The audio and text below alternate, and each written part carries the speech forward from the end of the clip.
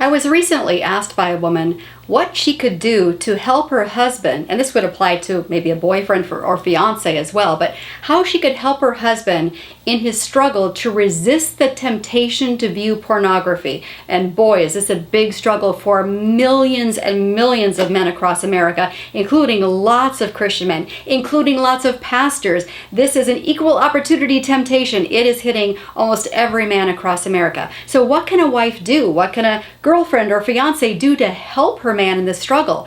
Well, it's a tough question, because bottom line, it's really up to the man. He's going to have to be the one that has to make the change. But I think there are a couple of things that you can do that might be helpful. One, sit down with him and gently and lovingly explain to him that you support him and that you want to help him overcome this temptation.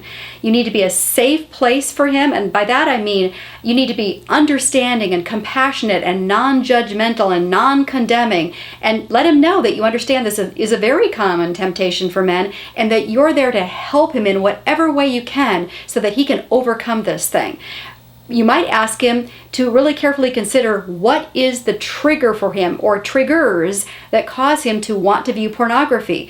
It could be that he had a really stressful day at work. Well, maybe there's some kind of strategy that you guys can come up with when he's had one of those rough days where he comes home and you've got the kids reading books in the bedroom or something, and so that he can just talk with you about his day. I don't know. Whatever the triggers are, discuss those things and ask him how you might be able to help him avoid those triggers or deal with those triggers in a healthier way.